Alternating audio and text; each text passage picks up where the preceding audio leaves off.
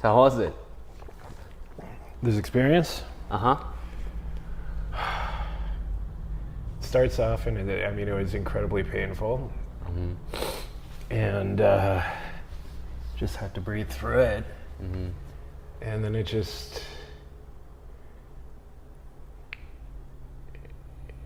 so powerful that it kind of takes you away from whatever's on your mind for a moment or two. Yeah. Just kind of clears you out briefly. Yeah. You can't really think about much else for the first few seconds, but you adapt to it pretty quickly. Yeah. Or in medicine, that's what they do before they go on a hunt. Yeah. I mean, there's a lot of like health claims or benefits. They say that it's supposed to burn away your negative energy because it's so painful, all these other things. I'm personally not so buy into any of those things, but I do like the clarity, the peace of mind experience momentarily after the, whatever you call it, the drops, right? Because it forced me to be in my body. It's so intense, similar to hape, and which we would do in a moment as well. So I'm excited to have you here. Thank you for being here. Thank you for coming up all the way here to Pacific Palisades. I'm excited to do this with you. The premise of this, as I share with you during our conversation, is to really understand what really defines you as a man. Because you are someone that immediately said, all right, this guy is grounded, he's balanced. Right? I walk up to you and I actually told you something to the point of, well, I commented on how ridiculously good looking you are. But right away, it's the presence of mind, right? And then how beautiful you and your wife harmonize with each other's energy. And it's evident to someone like me and like an outsider looking in. So I'm curious from your perspective, before we go into more on the relationship stuff, I'm curious to know about what are some of the moments in your life that really define you as a person, and then what was there a defining moment that you realized that you're a man? So for most of my adolescence and a young adult life, my definition of what it meant to be a man had to do with athletic ability, ability to make money, ability to pick up women.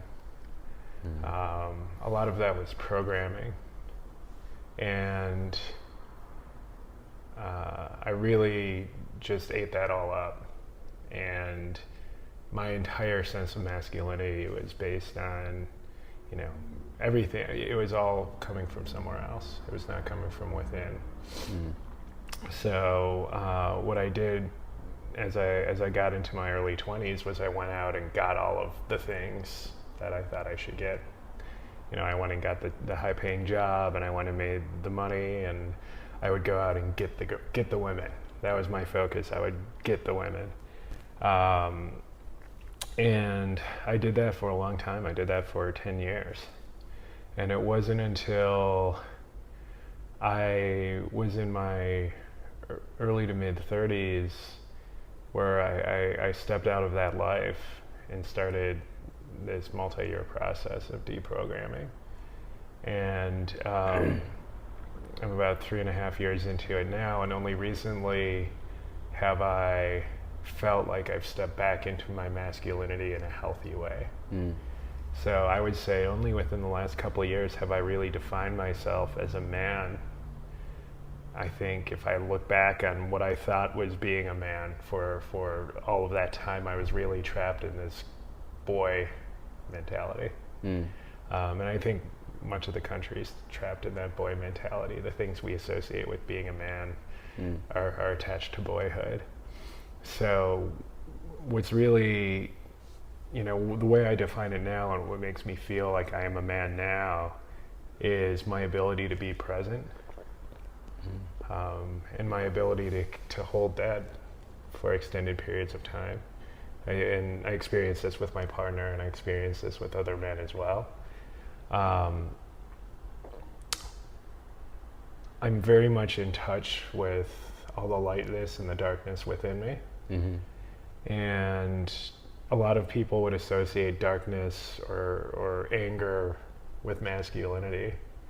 And I've been able to feel into that and dig into that within myself and kind of uproot it. But, so I have that fire, that fierceness, but I'm quite careful about how I'm moving back into it, and that's still a process for me at this time. So part of what keeps me in that present place and keeps me grounded is that attachment to nature, that ability to meditate, the ability to stay somewhat disciplined. And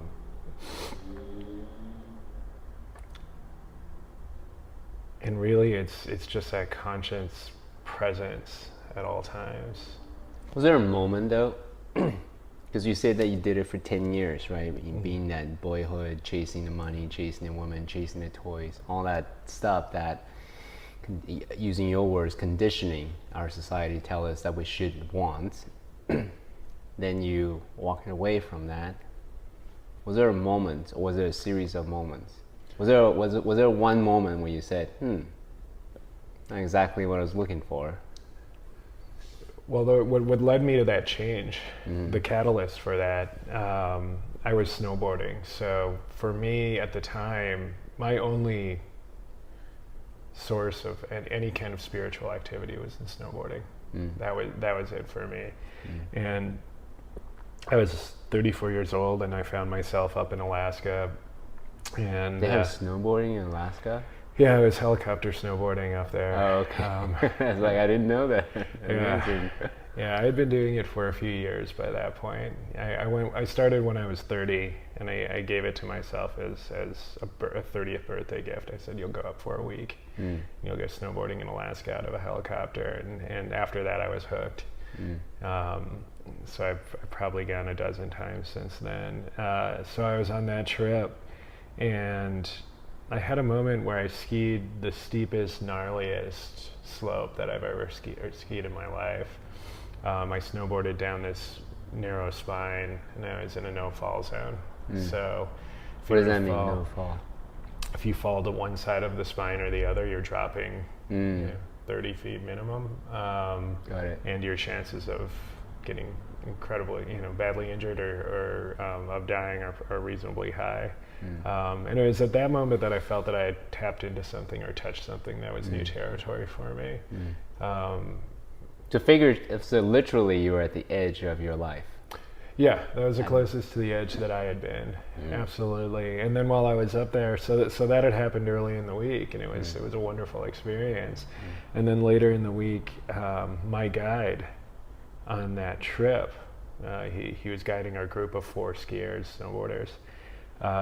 He and I had some late night talks, and he at the time was living out of the back of his truck.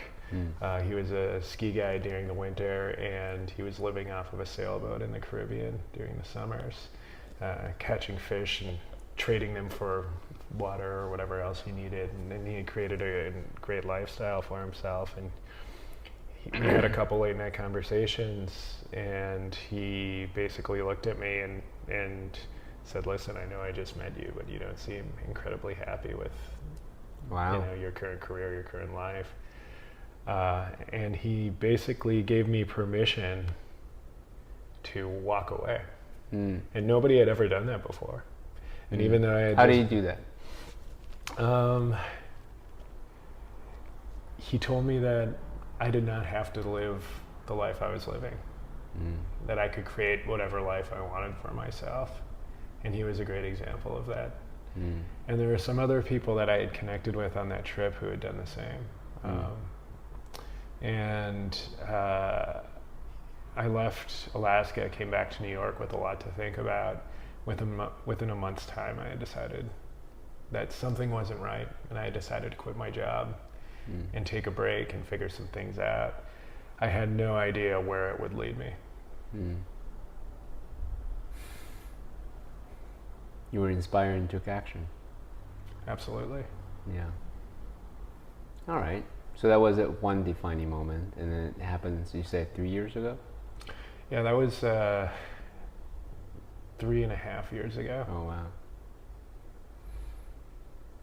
Any other defining moments since? I mean, there's a lot I can ask there, but I wanted you to kind of finish your thought there. Yeah, so I left my job in June of 2015, and I spent all of July in a beach house I had already rented, so I still stayed around New York. And so really, I didn't leave that lifestyle until early August of that year, and 3 or 4 weeks later, I went to Burning Man for the first time. And it was there that I first stepped outside of myself. I felt like I was shedding a skin, shedding a side of myself that I had created, a false self, I suppose you could say. And it was a version of myself that could operate incredibly well in the environment I had adapted to. You're very skilled at it. I was highly skilled, Yeah. I had the personality for it, Yeah. and I was also incredibly self-focused. And in that world, that can go a long way. Oh, for sure. I wasn't distracted by family. As I had been focused for so long, for 15 years, and making as much money I could in any given year. I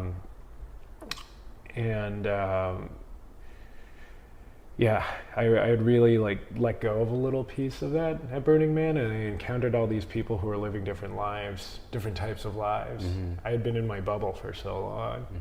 So that really opened things up and created this small separation. And while I was there, I met somebody who is a musician. He's based in Newport Beach. And he and I ended up going for a walk, and I remember I said to him at the time, so you're into this consciousness thing, tell me what that's about. And he kind of looked at me and he's like, we're gonna need some time. And he sat me down. Yeah, he said this is going to take a while, and he had a woman he had met that he had been spending time with, and he ran over to her and said, I'm going to be gone for a bit. Yeah. And he and I sat down for about an hour and a half, and he shared with me some of his experiences with plant medicine and some of the other work he was doing through meditation, and we talked about some of the reasons behind it, and over the course of an hour and a half, we had dropped in so deeply, we connected so deeply. We were both, crying and really just sitting there in the middle of the dust, in the middle of nowhere, face to face, having this discussion. And at that time, I made What a beautiful setting, by the way.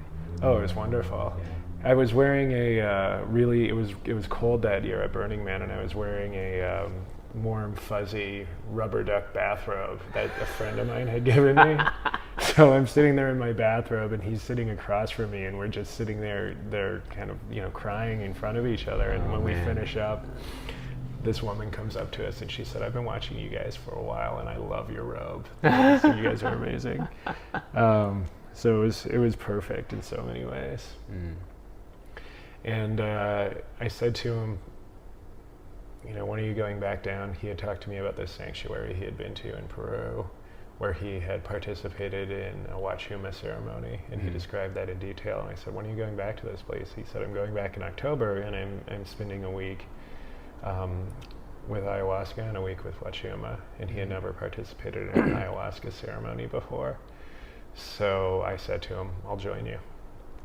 And I don't think he fully trusted that I would, but within a week of my arrival home, I had booked a flight to Peru. Amazing. A man of action. Indeed. Yeah. One of my mentors said, speed up implementation is the determinant between someone who is successful and someone who is not. Obviously, oversimplification, but it's a really good indicator. Someone who has an inspiration, boom, take action, or someone's twiddling his or her thumbs, thinking about it for years and years. Big difference. Absolutely. So I really acknowledge you for being that man of action. Yeah, thank you. Yeah, that's beautiful.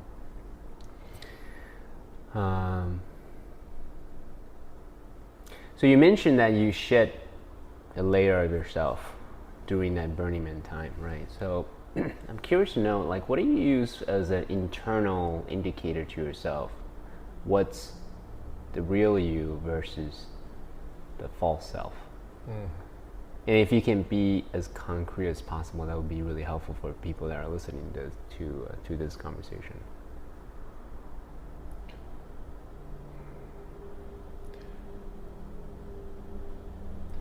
So identifying the false self is easy. Oh yeah? How so? For me. Because, and to step back into what I was sharing earlier, it wasn't until I sat in my first plant medicine ceremony that I really saw that as a separation from who I really was. But I grew up in a reasonably small blue-collar town in the Midwest. The majority of the people I grew up with, are making $30,000 to $40,000 a year. I think the median income's under $30,000. Most people who grew up in that environment don't aspire to be millionaires working in the financial sector. So for me to sit back and look at all these different things I was pursuing, and then ask myself, why would I ever have wanted that? Given where I grew up and the values that were taught to me and the values that my parents had. My parents, weren't very much attached to money or materialism in any way. So it was very easy to see that a lot of that was programming, and it was very easy to see where it came from. At the time I was growing up, in the late 90s or early 2000s, when I had been thinking about these things, there's so much of a focus on materialism and money in this country. I used to listen to a lot of gangster rap when I was a teenager, right? And the whole thing was like, get money, get girls, get the nice car, accumulate all this stuff, accumulate wealth. Consume. Yeah, absolutely. And I feel like we peaked with that feeling of consumerism in this culture. Yeah, you think so? Sometimes I think so, but then I walk down Abbot Kinney in Venice when I'm visiting LA, and I'm like, oh, this definitely feels like consumerism is alive and well here. But there's part of me that feels like we did peak at some point, probably around the same time that borrowing peaked. People were kind of borrowing to turn around and buy nicer cars or bigger houses so that they could create this image that never really existed. And for a lot of the people who did that, they learned a painful lesson. So, I look back on the things I pursued and that I associated with being masculine and with being successful, and it's very easy to see how I kind of got caught up in what was going on in the world around me. So that false self, that for me, that's been fairly easy to identify. As far as the true self. So let's pause on this for a second. Sure. So the tool that you use is a self-reflection question. Like, why do I want what I want? And you kind of just chase that question all the way up to the source. And then you, as a way to discern, is this really what I want, right? Is that how you did it? I mean, I don't want to put words in your mouth, but that's what I hear. For me, it's really kind of, and I can experience this through meditation. I see. And some of the other modalities I do, where I really sit down and I ask myself where it's coming from. The decisions I'm making, the actions I'm taking, where are these really coming from? Are these really coming from you? And when I move very deep into it, and there have been times where I've tricked myself. I've said, well, I really want to do this, and then I'll move into a place where I'm digging around into my past, into my childhood, trying to identify the inner child and say, hey, is this what you really want? And for all you know, that inner child might be my mother in disguise. I might be listening to her values. And for me, it's self-reflection, but I'd say it's a little bit even deeper than that. In that I really have to tune in with myself, and I have to do that regularly. It's not a one-time thing. You just sit with it. It's a regular thing. Yeah, it's a regular thing. I mean, it's almost almost every day at some point with what I'm doing, I'm checking in. And it's really easy when I have a consistent meditation practice in place, or when I have a lot of flexibility and I'm near nature, where I can go hiking or go mountain biking or something else. I feel like I'm tuning in very easily there. When I'm back in New York City, a friend of mine gave me the advice to check in with yourself every time you're in the shower. Every morning in the shower, check in with yourself, which helps, but I need to have a regular meditation practice when I'm back home. So it's something that I'm feeling into more. And for me, what's helped has been, as I've tapped into the divine feminine more and tapped into my emotions and suppressed desires and my intuition, and been able to feel into what's right. Beautiful. So you're about to say regarding your authentic self, your true self. I interrupted. What I keep coming back to, I'm still in the process here. What I've kept coming back to as far as my authentic self is, I'm operating from a greater place of integrity. It feels like every day. And as I've gotten, I'm 37 years old, as I've gotten a little bit older, I've gotten a much clearer idea of what feels good to me and what doesn't. I've been more deliberate with who I'm spending my time with, who I'm dropping in with. Thank you for being here, by the way. You're welcome. If I don't feel inspired, I'm not taking the time. Yeah. And I found that when I spend time with friends or with acquaintances or people I've just met, it's a richer experience when I'm more cognizant of how valuable my time can be.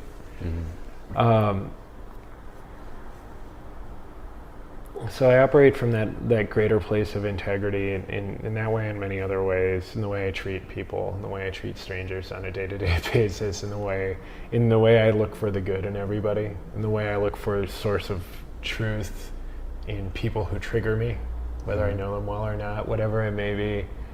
But what I also keep coming back to, and I find this when I'm in deep meditation, when I'm in plant medicine ceremonies, or when I'm having other psychedelic experiences, is this deep desire to help and heal other people. And I mentioned earlier that I'm still in my process. I'm trying to find the most impactful way to do that. Yeah, thank you for opening yourself up that way, and sharing so generously. I appreciate that. And it's one of those things that I believe human beings just as a whole want to do that. Right? If you ask any little kid, hey, what do you want to do when I grow up? I want to help people, right? And in the medicine space, meditation space, psychedelics, or whatever it may be, it's a very just beautiful space for people to experience that, the way of being, right? The space of beingness that we all want. However, I believe the masculine energy also want to do things, not just being that we're all one, infinite possibilities, and so to concretize that desire to something tangible, that's the work, right? That is the tricky part, because you can have as much intention and desire that you want, but ultimately, from my perspective, action speaks louder than words, right? We have limited time, we have limited resources, we have limited, monetary, all that. How do we spend it? That's going to ultimately be the interpreter of your values, right? So that's something that I want to press people on, and myself actually first and foremost. Like, how do I spend my mental energy, my physical energy, my monetary energy to reflect the value that I hold dear to me first and foremost. And I'm curious to know your thoughts, like where are you regarding interpreting that desire to concretizing that to all the talents, all the beautiful gifts and blessing that you've been given, to action, to daily disciplines, to actions to help others and whatever, maybe help healing others. So it's absolutely been a process. Mm-hmm. If you had asked me earlier this spring, April, May time frame, I had been helping a friend launch a venture capital fund. That's what had brought me back to New York in the first place. Mm-hmm. And I knew very early on that I was out of alignment with that. Mm-hmm. But this was also a friendship of 14 years. So I stood next to him and helped him get the money raised and get it closed. And once that was done, I made the decision to move on. And I had been very much focused on being a personal coach, life coach. Mm. The thought being that I would have this ability this angle where I could connect with the people from my old community. I connect with people in the financial sector, a lot of people who I knew who were working on the corporate side, wherever else, where some of the modalities that have worked for me, be it meditation, some of the physical modalities, just the ability to kind of tune in and really feel into yourself. It was something that I could teach other people. And I stepped into that mode almost immediately. As I thought about what I was doing, I was like, well, I'll create the website and I'll market it this way, and this is how I'll acquire clients. And it was all action-based. But what I realized now especially is I needed to give myself the time and space to have a sense of what I really wanted to create. So I found myself shifting back and forth, where there was this masculine force who was like, let's go out and do this. And today, and particularly in the community that I spend time in New York, which is a lot of people in the tech sector, people are rewarded for action first. Right. You iterate, kind of find your way. Yeah, that's the idea. Right. Go out, test, iterate, see what works, and then go down that path if it's working. And for me, I did that. I connected with I connected with a small group of people, friends from the financial sector and acquaintances, and let them know about my offering and tested into it. And met with everybody individually and got some feedback from them, and learned an incredible amount. And then I was left with all these data. This is working, this is not working. This language will not work as well if these are the people you want to connect with. If I say, I'm using embodiment practices for a spiritual opening, somebody in the financial sector, it's not going to resonate with them. Yeah, but if I say I'm doing performance-based coaching, they'll listen. And I really needed to kind of take everything I learned and then take a step back and really think again about what it was I wanted to do. So if anything, for me, in my experience, I had to move back into my feminine a little bit more to think about what it is that I'm actually creating. And what's really working, and I needed it actually was uncomfortable to pull back from that desire to just get out and start working with people right away. Right. So that, and I feel like I've learned an incredible amount over the last month or so while I've been traveling, since Burning Man, where I can start feeling that build inside of me, and it comes from right here, right at the solar plexus, really. And it's this idea that, okay, we'll get back, and you'll put your disciplines back into place, and you will you'll build your website. You'll start directing some money toward it. You'll start iterating with people again. You'll reach out to a wider group of contacts.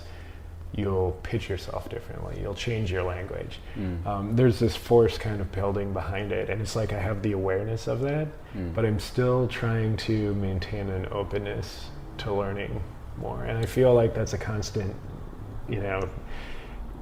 that's a little bit of, it's kind of oscillating between the masculine and feminine, like oscillating between that like purpose-driven, action-driven, the intentionality, decisiveness, yeah, and like the creativity and like kind of being open, letting things flow. yeah. And for me, I've been living out of a van for the last 5 weeks with my partner, so it's very easy to stay in that flow. Yeah. And yet I do feel that pull, Yeah, I know we're mixing an analogy all over the place, but to me it's very much like a dance, right? The yin and the yang is always dancing. And I don't know if you have any dancing experience before, partner dancing. I used to salsa dance. So a good lead is not someone who is always forcing the partner. A good lead is, also a good follower is, there's that tension, a healthy tension between the two. And then you can then feel each other's, where each other's going, and that's kind of how you create magic together. Right, it's very much the masculine and feminine energy within each and every one of us. The intentionality, but also the allowing, right? The flow, and it's really hard to articulate this unless you experience it.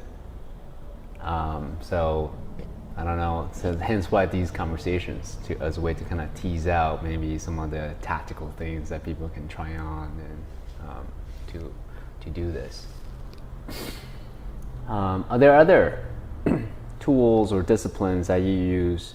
So actually, before I ask the question, Confucius said, I love this quote, I didn't appreciate it when I was younger, but I appreciate it so much more now that I'm older, a little bit hopefully wiser. He said, self-mastery first, then family life, then country, then world. And if you want to ultimately make an impact to the world, where do you start? Self-mastery, right? So what are some of the processes, disciplines that you have to maintain your self-mastery? I think first and foremost is a regular meditation practice. When you and I met, I was just coming to the end, or maybe I just completed 90 days where I was a partner meditation, and each morning we would say our intentions, and we had 4 intentions each. So we would state our intentions, and then we would drop into 2 different Kundalini meditations. Why 4 intentions, out of curiosity? Is it an arbitrary number, or is it an aspect of your life, or what? No, I mean, it was an arbitrary number. One of our intentions was, okay. It was a shared intention for our relationship. I see. So that was really lovely, and then we really had 3 on our own. And for me, I would say one of my 4 intentions was around relationship. One of the 4 was around my career and the work I'm stepping into. And then the other 2 were around, one was around integrity, and the other was around self-love and compassion. And they did shift somewhat as I moved deeper into the work I was doing. And the intention around my career became more action-oriented. As I was taking action, it went from I will do this to I am doing this. But we would start with the intentions. We would do the 2 Kundalini meditations, which were really lovely, and then we would do a 10-minute silent. And this is every morning. Yeah, this was every morning. Amazing. We would state our intentions in the mirror, and our second Kundalini meditation included chanting and eye gazing. So we would sit across from each other. So that was really wonderful. It would really strengthened our connection as a couple, for sure. And just checking in with yourself, especially in the morning, really sets the tone of your day. You really move forward from the rest of your day, making sure you're coming from a place where you're well aligned with yourself. I also journal regularly. I'm not disciplined to the point where I wake up and say I'm going to meditate for this time period and journal for this time period and then work out for this time period, but I would do the meditation. I usually will journal either after meditation or I'll work out first and then meditate after. And for working out, I lift weights 2 to 3 days a week, and I find that to be incredibly grounding. A lot of men I know who have realized that when you tap into your emotions and tap into your intuition and the divine feminine, it can be a wonderful thing, but they have trouble kind of coming back from that. What do you mean? They'll kind of stay in that feminine energy. So like many of us can be balanced, and with Me Too and a lot of what's been going on in the world, there are a lot of men I know where their partners are saying, I'd love it if you could be more open or be more in touch with your emotions, and they might not be defining it as stepping into the divine feminine, but that's exactly what they're doing. And once you're there, it's a great place to be, but you don't want to be there forever. And for me, doing the Kundalini in the morning, that's for me was a very much high vibrational kind of open practice for me. So I need something grounding to offset that. So I would either lift weights, 2 to 3 times a week, or I'd get on the bike and go for like a hard bike ride and really push myself if I could.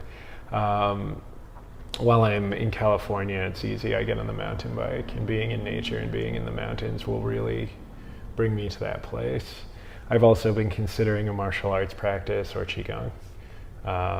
And when I get back to New York, I think I'll be meeting with the Qigong instructor and moving more deeply into that work, because what I've experienced, and I do this occasionally, is if you just move into certain Qigong poses, for instance, horse stance, for just a few minutes, that'll really root you right into that masculine. And then it's the meditation, working out, usually in the morning, and then I'll usually journal as a part of reflection. And that's a great way to check in with yourself. The meditation, I can feel into it, but while I'm journaling, it's like it's concrete. So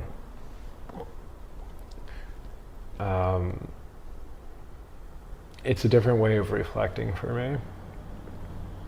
It's an actual kind of concrete, objective way of reflecting of where I am relative to where I'd want to be. And then usually after that, it's either connecting with people or taking action in other ways in the form of either reading or research or actually creating something. And every day for me has been different as I'm starting, this new project. Right. So, a lot of my time more recently has been spent on research and reading. There's a lot of books around coaching. I've been directing some of my energy into more formal programs as well. So I've agreed to, I'm seeing Esther Perel she's doing a 1-day workshop on masculinity that's geared toward coaches. Where is that? That's in New York in November. I've seen her speak on relationships. Yeah, she's awesome. She's great. She did a TED Talk, and she's been doing this for decades, right? Oh yeah, I mean, her area of focus has been, she was popularized with her focus on sexuality, open relationships. Oh, okay, right. Jealousy and things like that, right? Yeah. I think her most recent book is centered more around infidelity and relationships. Yeah, that's right. Yeah, and prior to that, Meeting in Captivity was more focused on, just the idea of open relationships in general. But she's been doing a lot of work on masculinity. So I'm really interested to see her do that. I'm also attending a men's retreat in a couple weeks that's for facilitators or coaches who are leading. And the idea is to really hone the skills when it comes to holding space for men as they're moving into deep emotions. A lot of the time, I host a weekly men's group, and it's not facilitated by any one individual. We work as a group to do that, but we'll see men move into places where they're in uncharted territory. You know, they're accessing anger, some other suppressed emotions from years before, and being able to handle that is incredibly important. Whether you're coaching, whether you're leading these groups. A lot of what that action-oriented piece of it is for me lately has been around education. Yeah. I mean, people allow you to enter an intimate space, right? And it's such a privilege. You don't want to handle that lightly, right? And when the energy, the anger, whatever that they've been holding comes out, you want to handle it with care. So I really appreciate how you're getting the different tools as a way to really handle such a privileged moment with care. Yeah. I'll be interested in hearing more about the retreats at some point, so we'll talk afterwards. And there's a lot of ways we can go about it, but I think this is a perfect timing to do a little hape. What do you think? That'll work. Yeah? Okay, All great. right. So we'll pause and we'll do a little hape. Would you like to do it as a self-serving, or you want me to serve you? If you could serve me, that would probably be easier. Okay, great. And we'll do not a lot, just a little.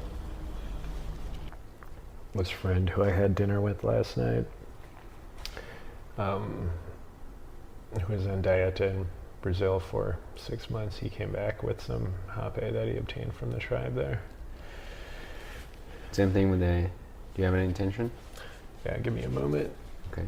And if you can either turn my way, or Yeah.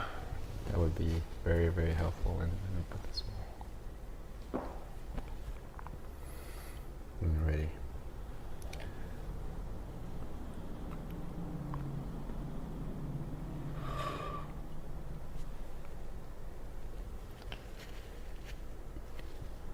Did it go in? Yeah, did it go up? It did not. It did, but You want me to blow harder? yeah, maybe a little harder. So you like the hummingbird style? Yeah. Okay, great. All right. Thank you. Sure, of course. Should we do the same? Yeah.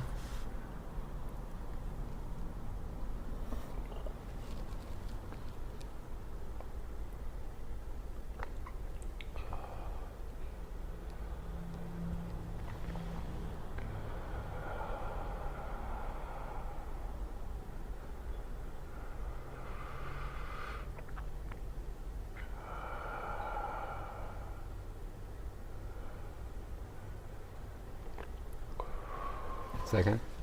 Okay.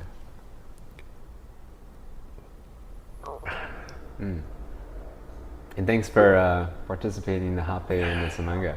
Absolutely. In the future, we may have different hape, and we'll see. It's really one of our first times trying it out in a podcast format. Wonderful. You're the first one that said, yes, I'll do it. Most of them were like, no, I don't want to do it. Yeah, you know, it's tough. Like, after we spoke, because you had shared with me that you do it daily, and I was reflecting on it afterward. I was sharing this with my partner. I said, you know, the idea of doing it prior to meditation each morning could be wonderful. It could be grounding. And I have friends in New York who do it nightly.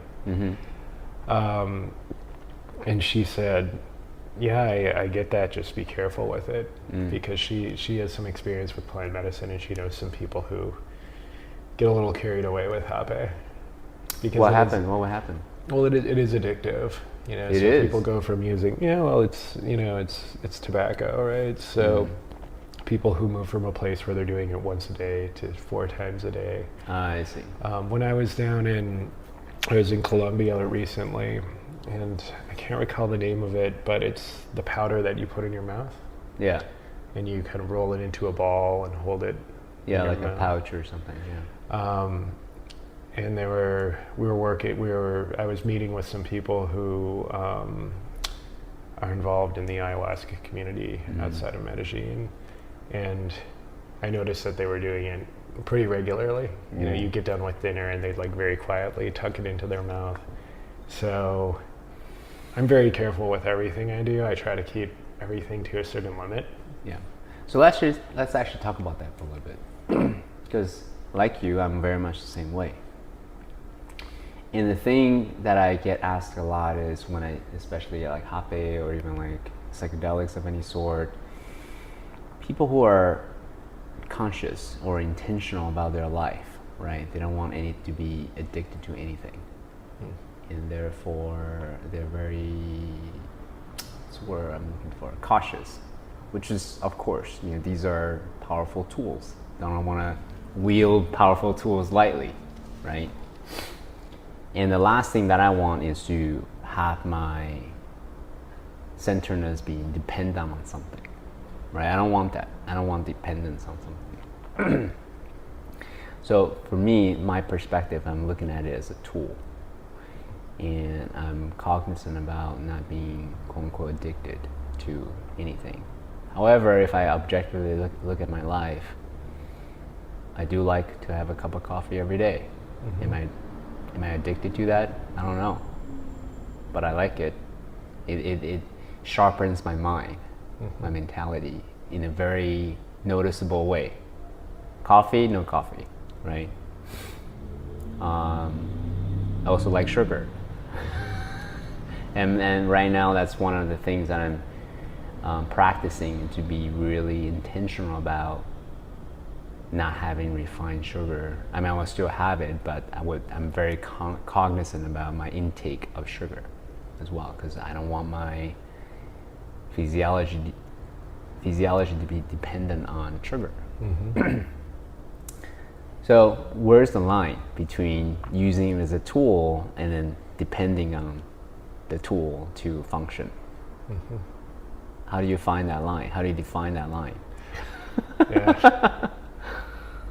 So, and then, by the way, even like people like Dave Asprey, Ben Greenfield, Tim Ferriss, whoever, right? These like name, note and household names, so to speak, in the personal development community, they use these tools freely as well. So, okay, meditation is another thing. Like when is it a tool? When is it, oh, I gotta meditate?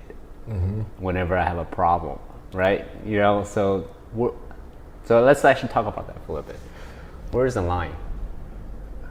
I'll say, like, in my experience, even prior to stepping into this newer journey, when I was still working in an office, I would go through periods where I'd cut sugar out completely. I'd go on a no sugar diet for 2 months. And the results I see physically would be incredible. My body fat would drop a few percentage points. And, as I was lifting weights, I would see gains. And, I could feel it in my body. And what I try to be very careful of is when it's just when it starts to feel like another form of control. What does that mean? So if I'm on a complete no sugar diet and I'm incredibly strict with that, to the point where I don't indulge if I'm with a group of people and everybody's having dessert and enjoying it, I'll hold back from doing that because and sometimes that feels like a piece of, like, I'm trying to control myself in some way. And what I remind myself is there are all these different wonderful experiences in life, whether that is in the form of like a cold beer on a hot day after a mountain bike ride, or a cup of coffee in the morning, or whatever it may be. I try not to deprive myself of anything I want. But I try to I'm just very cognizant of what I'm doing. So it's always a balance. And what I find in my experience is that when if I identify with something that I feel, oh, this works, like hape, it's like, well, this, if I do this every day, you know, I can drop in, I can be so much more focused, and it seems great. But then I say to myself, well, with something like that, where that has addictive properties, I'd have to limit it to once a day, and I'd probably limit it to a certain time of the day. So I'm still unsure as to whether or not to fold that into my daily practice. Sure. But I see a lot of value in it. I just really monitor that. I'm very careful with it. Sugar is an interesting one because it's so accessible, and you really have to work to not have refined sugar in your diet. And when I don't have refined sugar in my diet, I'll eat figs, or, you know, I'll always have that urge to consume sugar. So I'll do certain things to scratch that itch with, you know, something natural. But at the same time, if you're eating honey regularly or whatever else, it's really not that much different from a teaspoon of sugar in your coffee if you're pouring honey into your coffee. Right, the justification is, oh, it's natural.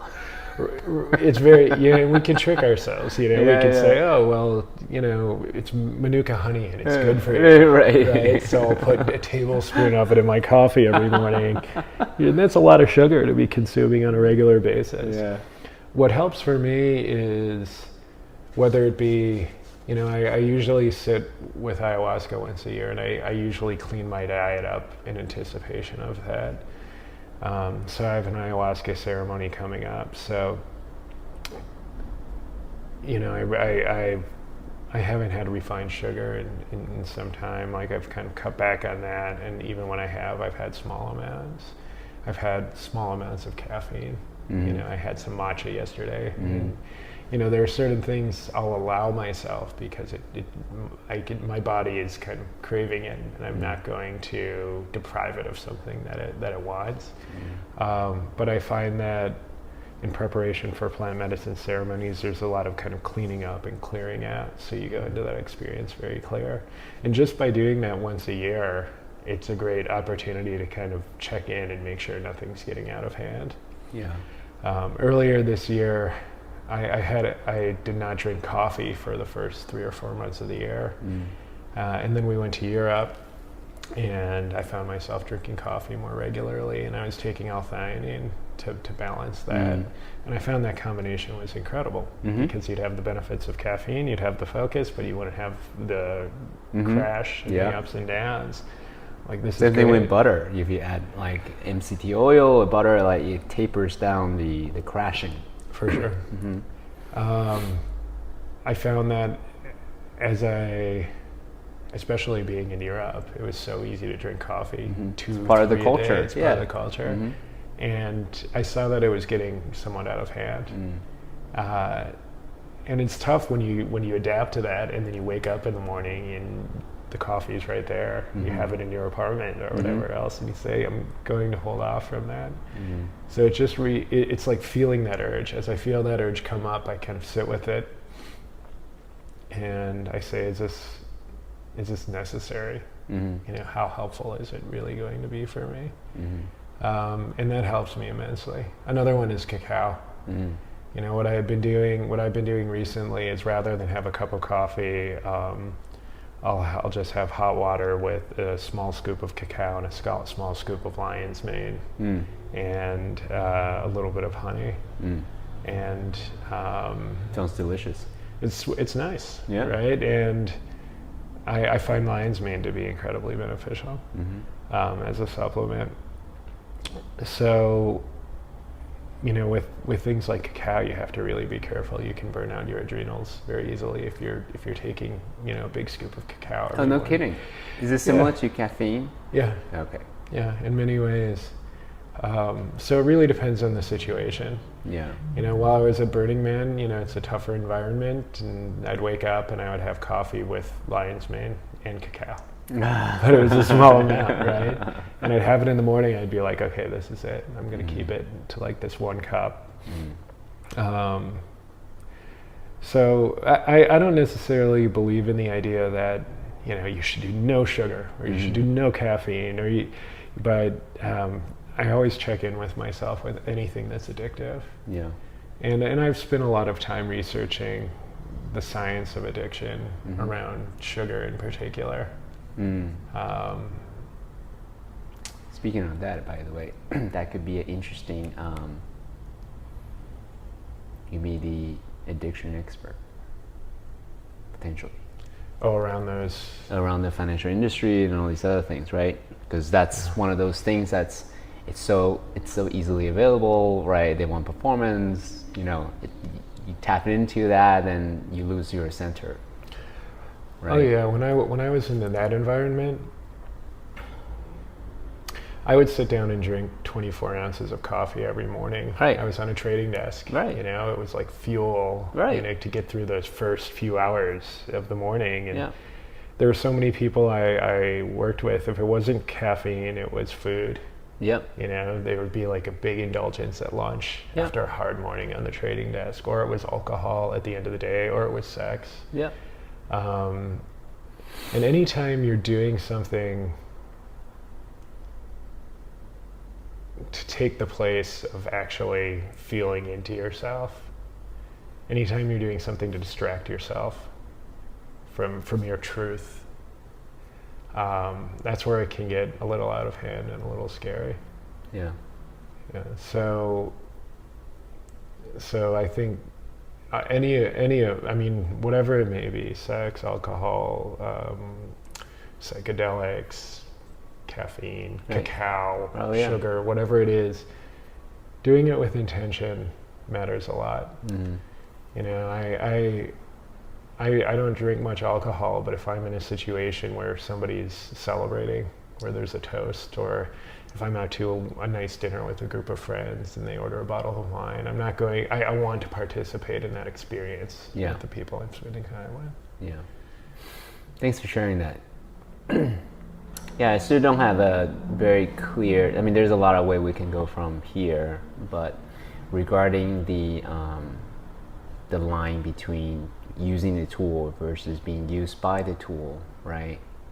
Addiction. I like the awareness, like knowing the cost and the benefit, and then situationally choose conscientiously, intentionally to consume whatever the thing may be, whether it be alcohol, sugar, or whatever. There were situations in my life, so Chinese culture is huge on food.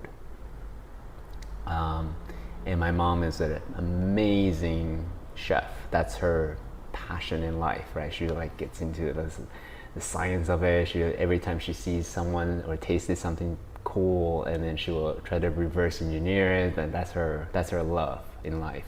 She's an amazing chef.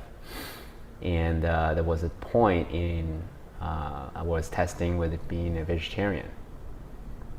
So we will refuse the delicious food that she cooks for us because we're vegetarian. And later on I realized that's a form of rejection of her currency of love. And she accepted it at the time, but I'm sure it wasn't pleasant or makes people around us feel comfortable, because we effectively had a hard line and said, this is not us, my wife and I, right? We said no, we won't eat it. And thinking back, it was unnecessary, at that point, especially that's her currency of love as an example, right? So definitely, I like the idea of not suppressing our natural urges, whether it be sex or sugar or whatever it may be, because this is a beautiful life, and this is one flavor of this, one color of this palette of life that we can really enjoy and enhance our experience of being alive, right? But I'd also have huge respect for the people who have certain discipline that there is a line that they don't want to cross. For some people, it's alcohol. They just don't drink. For some people, maybe I wake up at 4:30 in the morning, right? Jocko Willink, right? This is all he does. Jocko Willink is the guy who wrote the book Discipline Equals to Freedom, former SEAL commander, and all these, just, he knows who he is. And I wake up 5:30 or something, and he takes a picture of his watch every day and put it on Twitter. That's his Twitter feed. 4:30 every day. Every morning. Every morning. I mean, that's a beautiful accountability structure that he created for himself, and he will not relent from that discipline. So yeah, so I still am kind of grappling with it. There are certain things that if I realize if it's a non-negotiable for me, then there's a hard line, then that's that. I don't have that in the form of a 4:30 picture that I can post yet, but I'm sure there is a hard line somewhere. That the personal discipline, that is. But with everything else, I realize is if I start to suppress myself, my natural urges, my body will find a way to one day, let's say in the form of sugar, right? Tested that, and then one day my body will just rebel, and then before I know it, I have a tub of ice cream in my hands and it's finished. Yeah. I don't know if you ever had that experience before, where your body rebels. You're like, "What are you doing? I want all the sugar I can get." And it feels like it's beyond your control, right? Oh, right. It feels like it's like you're partaking in this activity that just doesn't feel, it's not like you're not even thinking about it. It's like your conscious mind has no place there. Right. I feel like that's the consequence of this repression. And not to make any social commentaries, but I will. Humans' natural urges are sex, food, and all these other beautiful things that's given to us. And if you deprive that in a very intentional way, it's gonna come out. It's kind of like you put that beach ball in the ocean. The more you suppress, at some point it's gonna like pop up in unexpected ways. Yeah. Hence all the scandal maybe in the Catholic Church and all these other like craziness that we hear in the news. Anything else you want to say about that? Yeah, I think the only thing I'd say is you mentioned waking up and posting like the 4:30 a.m. wake up on the Twitter feed every day. Like that's just another tool to keep one disciplined, right? For sure. It worked for him. And it's working for him. From the outsider perspective looking in, yeah. I think that when you feel you're coming closer to a point of mastery, you'll recognize whatever that urge may be at a given time. And rather than act on it, you give yourself a little bit of space and you say, why am I feeling this? Like with sex, it's a great example. Like there's so many guys I know who are like, oh, I really want to get out and I just really need to have sex right now. And yeah, it's a natural urge, but asking yourself why. Like, am I distracting myself from something? Is there something I'd rather not feel? So I'm going to hit that tub of ice cream, or I'm going to open that beer. You want that hit of dopamine, or yeah. And the same thing with social media, whatever else. Is am I doing this to distract myself from how I'm really feeling? And I find myself, I started practicing that a couple of years ago, where I'd be like, wow, I really could go for some chocolate. I'd be like, why do I want that? And just whether you have the chocolate or not, fine, but asking yourself why can be incredibly valuable. Yeah, I agree, 100%. Thank you for that. I want to talk a little bit about communities. I'm a huge believer of that we are the average, the 5 people we spend the most time with. So therefore,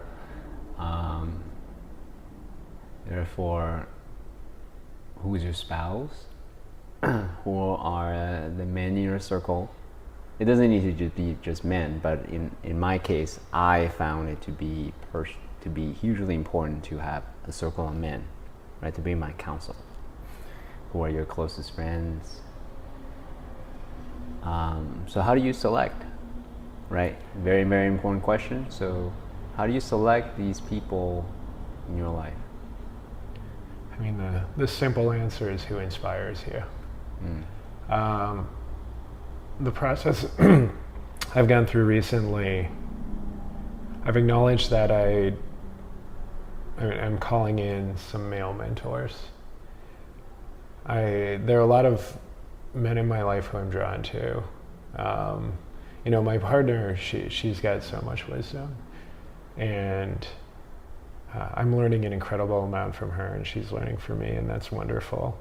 And there are a lot of men who I would consider peers, who I spend a lot of time with, who are my brothers. I have a friend who I spent time with last night who has been studying Tibetan Buddhism in depth, and we dropped in for an hour and a half last night, and I just felt there was so much wisdom coming out of that conversation. But what I've been focused on more recently is calling in more older, more experienced men who have greater life experience, and spending more time with them where they're offering some of their energy to me in the form of their wisdom, their experience, their advice, whatever it may be. I realized that over the last several months, I've been putting myself out there as I move into this new area of work, but I've been connecting a lot with men who are my age or younger than me. And it hasn't been serving me as well as those connections with real mentors. And for a long time I was saying to myself, well, I need to find my mentor. I need to find that person. But it's not a person, it's just for any given point in time. There'll be somebody who'll provide you the wisdom you need based on whatever their area of expertise is. So I was at Shakti Fest last weekend, and there were some yogis I spent time with, men who have been involved in this work for 50 plus years, who have such depth of knowledge and wisdom, and they're offering a perspective that's newer to me. Can you define wisdom real quick? What's wisdom for you? The way I describe wisdom in this context, what really hits me or inspires me is where you have somebody who has focused on some set of teachings, whether it be through yoga, through some kind of practice like yoga, or some kind of experience or way of living, I suppose you could say.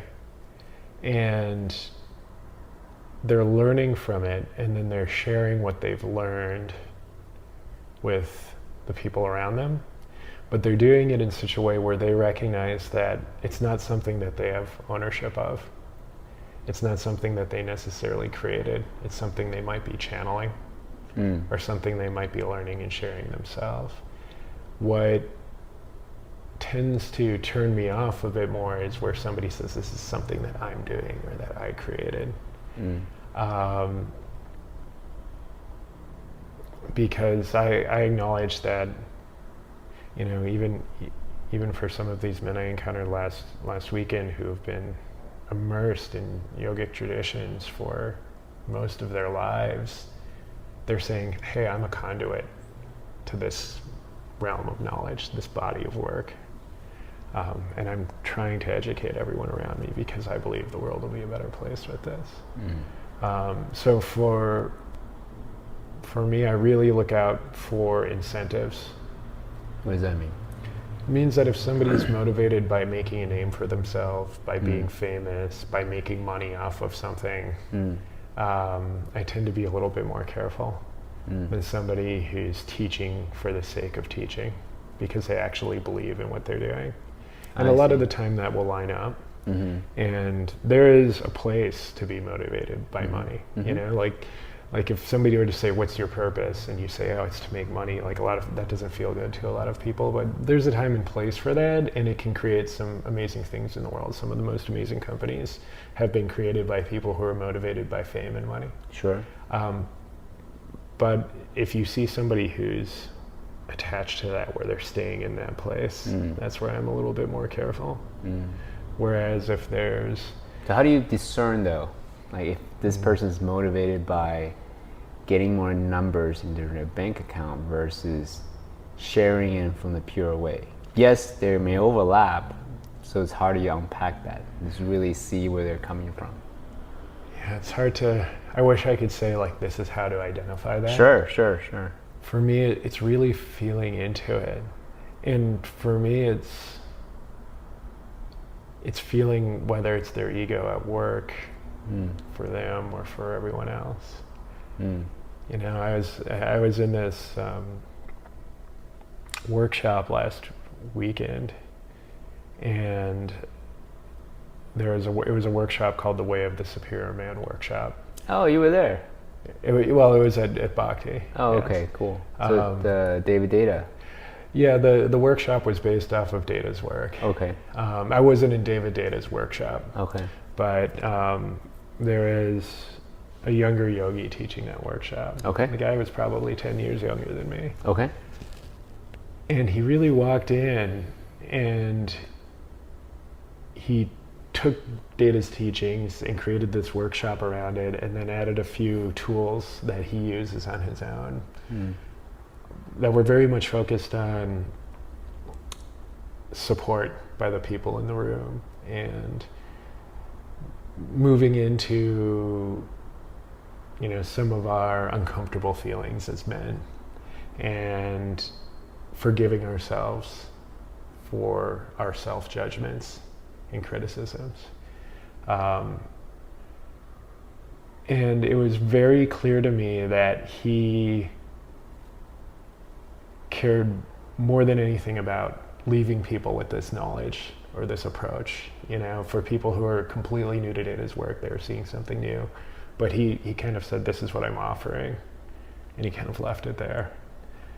And he didn't claim any of it as his. You know, it had resonated with him and had an impact on his life, so he took some of this wisdom, kind of tweaked it so that it fits some of the other constructs he had in place, and then shared it with all of us, and then kind of like left it there and walked away. And it was just clear to me that his primary motivation was just sharing this wealth of knowledge and wisdom with the people around him. I've encountered some people doing work on masculinity who are focused on writing a book or making a name for themselves in this work, and you know, it's not a business that can be scaled really, and it doesn't really make a great business. You know, encouraging men to be more in touch with their divine feminine there's not really a great business model you can create around that.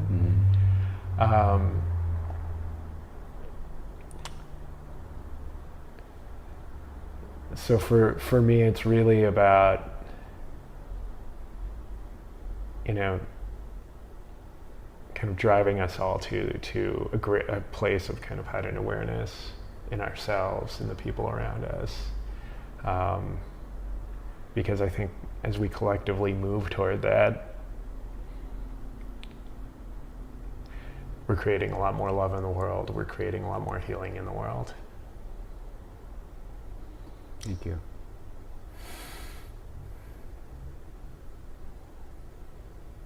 People that you respect. Yeah, I wish I could articulate it in more detail. But it's this idea of surrendering, of surrendering to the work you're doing. And not making it about you, but being a conduit to that work. And whether you're channeling that from above or from someone who's teaching you, or from your own education around it. It's not being attached to it and not defining yourself by it, but just sharing it with the rest of the world so that we can all be more educated, more conscious of it. And as I mentioned this, I'm thinking very much about some of the work about men moving into the divine feminine, because I think that's incredibly important right now. But it goes for many modalities. You know, a lot of people would say the same about many different aspects of yoga.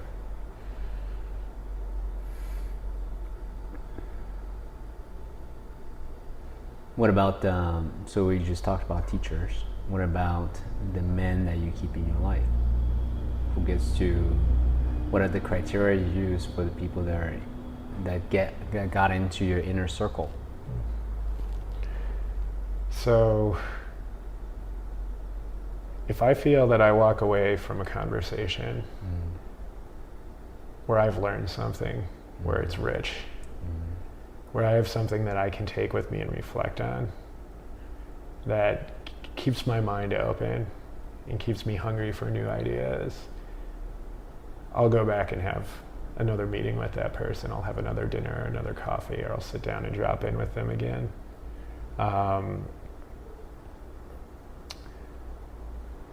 And for me, a lot of that is energy. You know, feeling that they're offering that energy to me. I try to be very careful of situations where I feel that I'm putting a lot of energy out and not getting much back. You know, and I can have an incredibly rich conversation with somebody who's seeking guidance from me. But I feel like I'm depleted of my energy over time if I have a number of those conversations. So I think what helps me grow as a person is, particularly as I'm meeting people with more life experience or whatever it may be, is finding ways to share my energy with them. You know, there are some people I've encountered who I describe as wise, you know, men who might be 10 years older than me or 20 years older than me, where they'll share their wisdom and I'll just sit and listen and listen and listen. But if I can't find a way to challenge them or have them ask themselves some of the harder questions, I feel like there's not a balanced exchange. And that's what helps me grow as a person. If I'm in a situation with someone where I'm providing that guidance to them and they're not challenging me in the same way, I walk away feeling somewhat depleted, or you know, I feel depleted of that energy, and I feel like I haven't had that rich experience. And I find that by kind of, you know, for me, having moved back to New York just over a year ago and entered a new community of new people, there are some people I've met who I've been in touch with who I think just have such depth of wisdom, where I keep coming back to them and dropping into them, and we acknowledge the fact that our time is valuable. So the 60 minutes or 90 minutes we spend together, it's just like we can go so deep and have such rich conversation. And those are the people I keep coming back to. Yeah, I don't have any hard criteria necessarily, but if I'm challenged to look at anything I believe in with a fresh perspective or a new perspective, those are the type of people I like to have around. Do you seek out people who disagree with you, your point of view in the world? As in, so let me kind of preface the question a little bit. More and more we see, especially through Facebook, social media, and other things, because of the algorithms, we are now seeing people basically who agree with us more and more, right?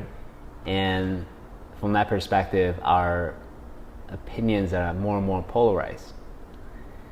And for us to reach any kind of mutual understanding, or even for any new ideas to arise, we need to look at this, maybe the same thing from people who disagree with us. So there's a lot of advice for us to look at people who disagree with us for different political beliefs or whatever it may be, and just look at it from their point of view, and then see if we can merge right? Come to a mutual understanding in some way. That's something intellectually I understand and I appreciate, but I don't personally practice. I don't actively spend the time to seek out people who disagree with my point of view, as an example, right? So I was curious to know, when you say you wanted to look at people's point of view who challenge your current ideas, do you actively seek them out? I think what I value in people is that they maintain their integrity. And at all costs, they're always coming from their place of full integrity. And usually when you're connected to people who tend to operate that way, they won't agree with you on everything, right? Okay. The people I keep coming back to, they kind of acknowledge this is who I am and this is who I believe in, and they have a willingness to adapt and change, but they're not going to agree for the sake of agreeing.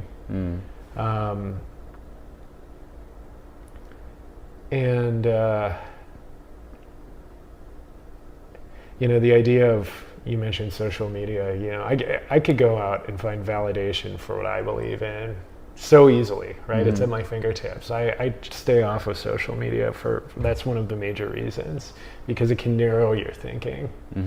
So as you asked your question, I think about some of my close friends who are very different from me.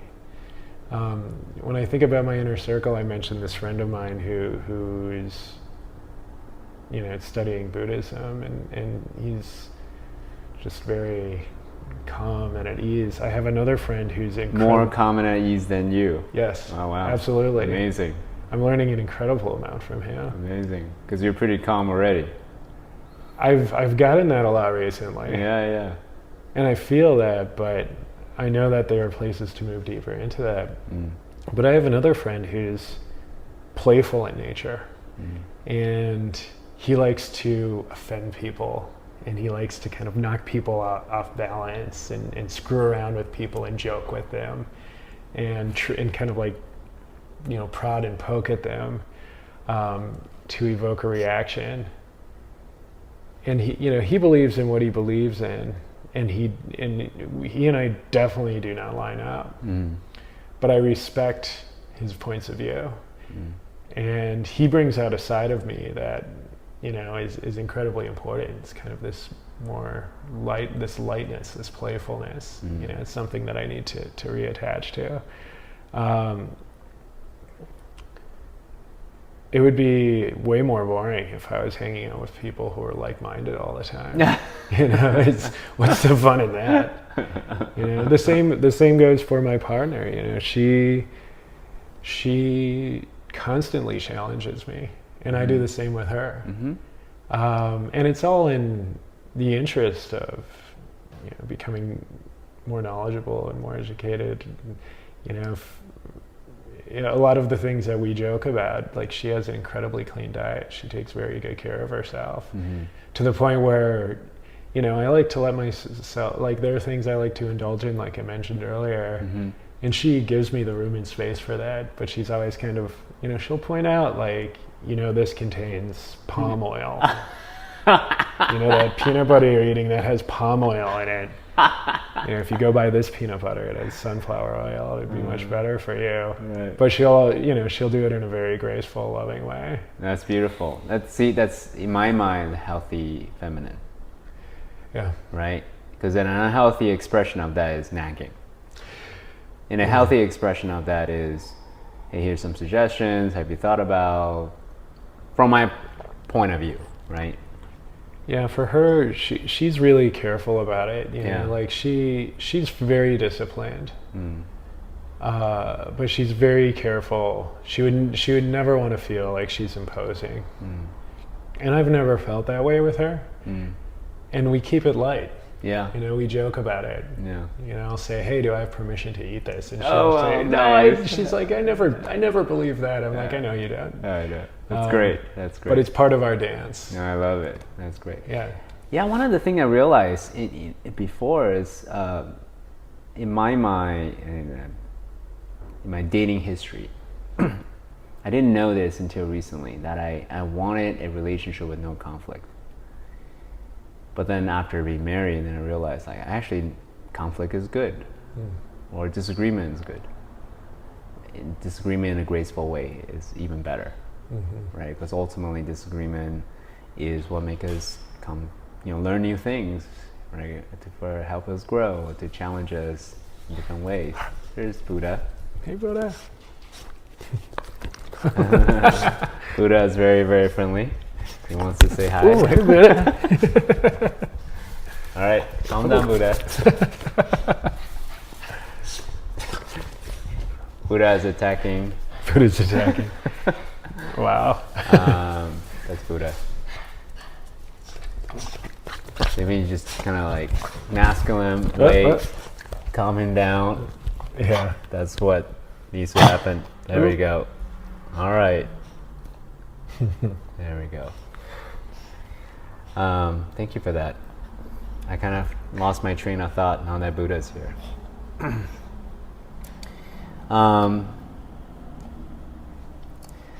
Yeah, man. So yeah, conflict is good, right? Yeah. Resolving conflict in a healthy way to keep it light. You ultimately learn that where everything is a learning experience, right? That's an important thing to have. Cool. Yeah, I've been thinking about it a lot actually, especially coming out of Burning Man. This was my first experience at Burning Man with a partner, and our triggers, our conflicts all rose to the surface over the course of our 9 days there. Right. And Burning Man is life compressed. Yeah, absolutely. And there's another couple I know, and this is their second burn together this year, and they had conflict as well. And when they both arrived home, I think they had some deeper conflict than my partner and I had. For her and I, it was mostly surface stuff, but we came out of the burn saying, hey, this came up, that came up, like here are some things we can now work on. These are all opportunities for growth. Yeah. And for this other couple I know, they both wrote some social media posts saying, I was triggered in this way, I was triggered in that way, but it's all an opportunity for growth. While I was at Burning Man, I saw Layla Martin speak, and she's I guess you could say, a relationship expert. Okay. And she spoke with her partner at Playa Alchemist, actually, and part of what they had said in their talk was that if you have a partner that triggers you, there's so much value in that. Absolutely. There's so much value in having them show you a side of yourself that you might prefer not to see. And at Bhakti, while I was there was some discussion of similar idea, but seeing the ways in which you are unloved, in which you don't feel loved. And the fact that my partner, that she stands so firmly in who she is, carries so much integrity and groundedness in it, and I'm similar. We're not conforming to each other, and to the extent something comes up, we'll challenge each other. Where's this coming from, really? Yeah, I can feel this resistance from you. Where's this coming from? Or whatever it may be. And those are all wonderful, beautiful opportunities for growth. A lot of people talk about conscious relationships and the importance of being vulnerable in a relationship. And for me, a long time, that meant being like, here are my emotions. Right. Showing up and saying, I'm feeling sad. That's being vulnerable. But what I think vulnerability really means in a relationship is showing up and saying, here are my triggers. And you might not know them, but I've been in situations with partners where something has been said, and next thing I know, I'm really upset and caught off guard, and all these emotions are pouring out. And it's in those moments that you try to do what you can to extend that space between action and reaction and feel into where it's all coming from. And if your partner can hold the space for that, and you have the awareness of it at that time, you might recognize something in yourself or an area where you've been wounded or where there's been some trauma, where there's an opportunity for growth. So I'm incredibly happy that I'm in a relationship where not only will she stand firm in her beliefs, which are challenging to me, which could lead to my being triggered, but that we also put ourselves into situations like going to Burning Man together, where we know that there's a much higher likelihood of being triggered. Because as all of that comes up, then you can really sit back and reflect on where it's coming from and be like, oh, this is baggage that I carried from my relationship 2 years ago, or oh, this is all coming from my relationship with my mother, or whatever it may be, or something that happened to me. You guys do that instantaneously, 5 minutes later, a day later, 2 weeks later, like, is there, so yeah. It varies. I mean, if I was a perfectly evolved individual, I'd recognize that in the even moment. before you have it. Yeah, or before it happens. I know all my triggers, right? But like one example I can give is, you know, she and I, when we had been dating for about 3 months, we got into a conversation, and you know, we both kind of triggered each other, and I had this, I could feel just energetically like she was pulling back from me a little bit.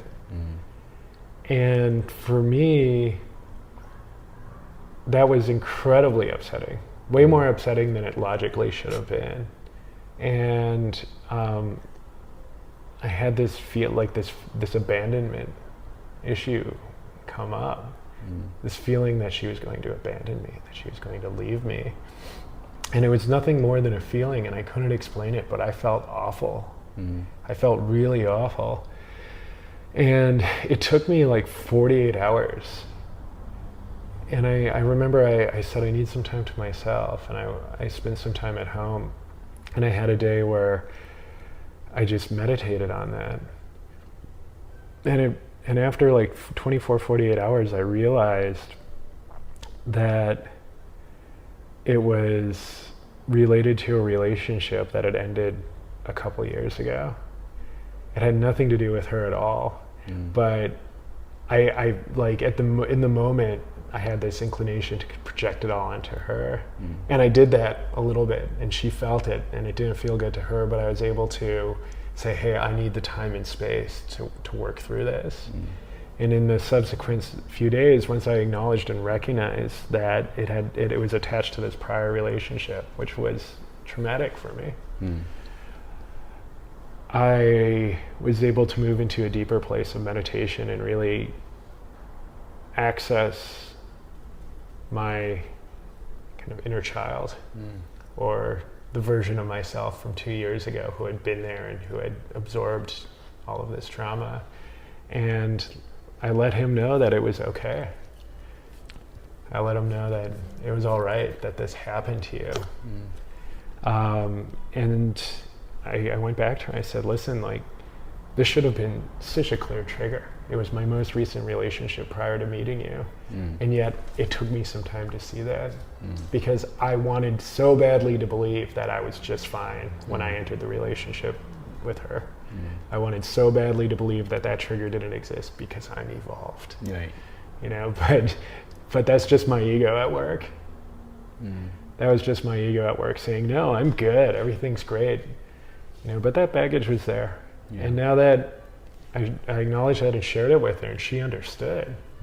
And she said that feels, and once I got into it and shared with her everything that had happened in that prior relationship, she said that feels so raw.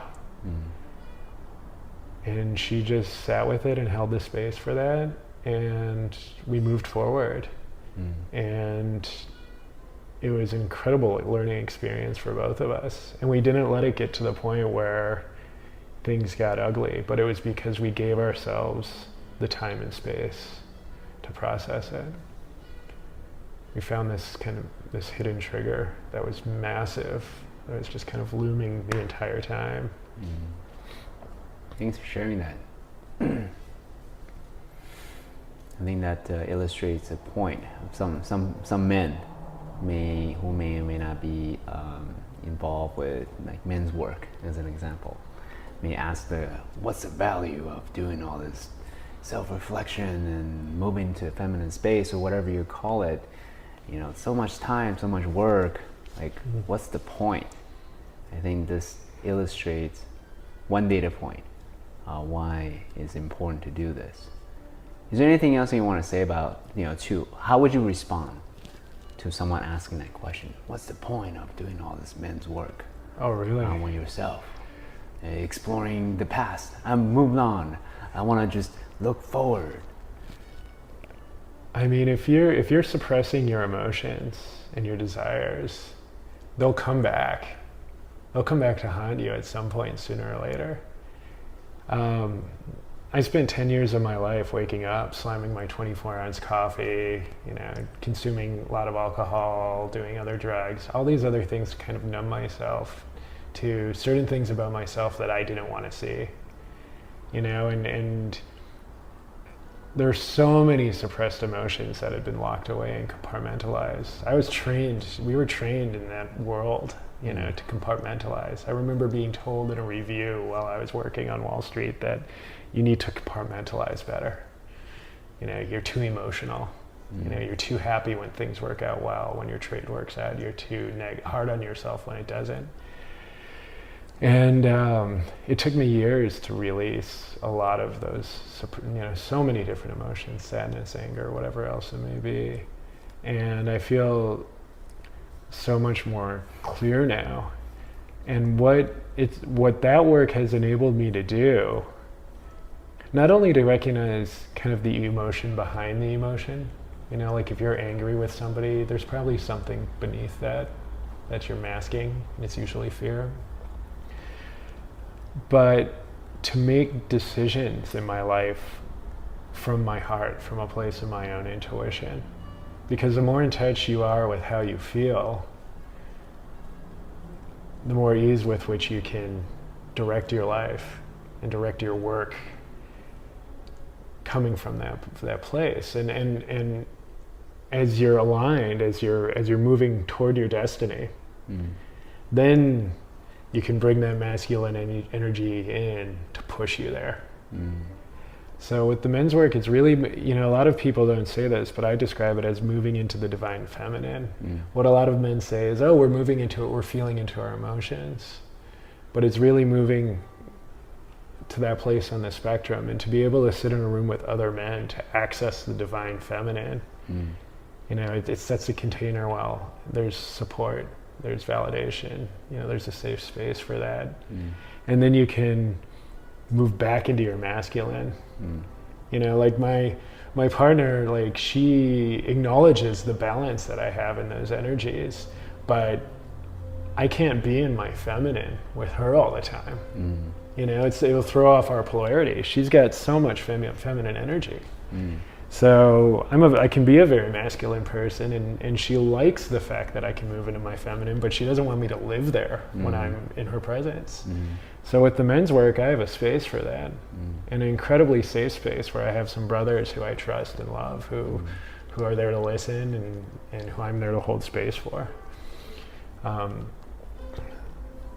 So that's where I think a lot of that value is, for me at least, thus far. Thank you for sharing. And for those of you listening, if you're hearing licking, Buddha is showering Peter with his currency of love by licking Peter all over the place. The way I look at it, emotion is energy motion. And by suppressing that energy or pretending, I'll use myself as an example. I was raised by Confucius philosophy. So, essentially Confucius is very much a Stoic. And my interpretation of the word Stoicism is suppression. Men have no emotions. Be as stone as possible. That's my interpretation of that word. And so what I'll do is I'll suppress it, much like the beach ball analogy that I gave earlier. I would keep suppressing it, it would just pop up out of nowhere, like some tiny little thing, like boom, the dam will open, and then I wouldn't know what to do with it, what people around me wouldn't know what to do with it. And what I realized these days, life is very much, if I use the river and the banks analogy, right? My masculine is the banks in the river, and that would allow me to channel this energy motion through it. And if I don't have a very strong discipline, the energy is flowing all over the place, right? That's not helping me to be as purposeful, intentional in my life as I want it to be. But if I also pretend that I have no energy, if I ignore the feminine side of me, right, the aliveness, the energy, the flow, the creativity, then it stops. That's not good either, because ultimately, as an entrepreneur, someone who wants to do things in the world, I want to be able to channel the masculine and the feminine in such a way that towards the direction, the North Star, the purpose of my life. That's ultimately, to me, a healthy balance, harmonize of the masculine and the feminine. I love that analogy. Yeah, thank you. Cool, man. This is being extremely helpful. Thank you, Peter, so much. So, are there do you have like a website, or where can people find out more about the work that you do? So as for right now, I don't have a website. Okay. And I've intentionally, it was funny when I sat down and first started looking into this, I said, I'll make a website, I'll shine it up, I'll make it really nice and pretty, I'll spend some money to market. And I have not created one yet. And that's just because I've been iterating on what I'm actually offering. Sure. I have a feeling the website will come very soon, and Peter Hughes Coaching. Okay. Well, so if you have that domain already. I didn't buy it yet, but I'm going to. Oh, you're going to? Okay, yeah. Good. I would have loved peterhughes.com, but that's a diving company based in the Caribbean. Okay, all right. Yeah, so Peter Hughes Coaching is the URL that I'm buying, and I have a feeling that it'll be up within the next few months. Okay, great. I try to be careful because I don't want to create a website just for the sake of grounding. Sure, of course, I get it. That makes sense. Yeah, absolutely. So for those of you listening, if you're interested in what Peter's doing, Google Peter Hughes Coaching. Do you have, if there's one piece of advice, one discipline, one mantra that for any man listening, what would you recommend them to do?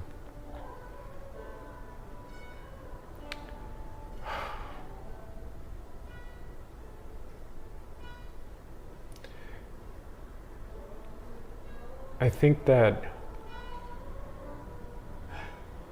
we live in a society where men have been programmed to live a certain way, and we're attached to these ideas of what masculinity is. And I would encourage, particularly for men who are just stepping into this work, men to challenge that and to explore the idea of tapping into that intuition and tapping into that divine feminine and surrendering.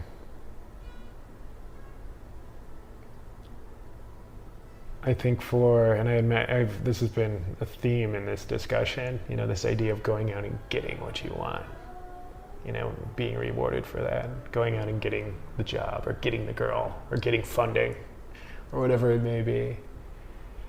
And if I could sum it up in one word, it would just be listen.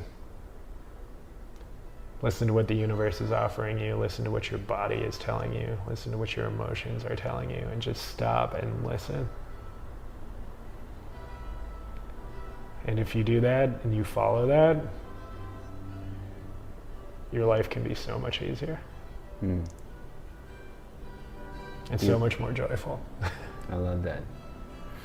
Otherwise, what's the point of living? So many people don't ask themselves that, They work so hard and live a miserable life. Oh, great. I mean, the whole thing that set me on my journey was this realization that I had achieved everything I wanted. I had, by all the measures of success that I had set for myself, be it financially or what I was doing career-wise or the apartment I was living in, everything was exactly what I had ever wanted. And I found myself kind of like at the summit, being like, this isn't that much different. I'm not happier here. It took me like 9 months after I quit my job before I stopped going after things and just let the universe direct me. It was at that time that all the real change began. And since then I mean the things that have happened to me, like the relationship I've stepped into, the way I've been able to connect with people, the richness of the experiences I've had. Like everything is heightened, everything is higher vibrational. But it's I convinced my ego to just take a little breather, and you know, I'll let him out of the cage when he needs to, and if I don't let him out often enough, he'll start rattling the bars. But you know, letting the world direct me, letting the universe direct me, it's been beautiful. I wish you a beautiful journey, continued journey. Thank you so much for being here, Peter. Thank you. All right, my friend. Thanks so much.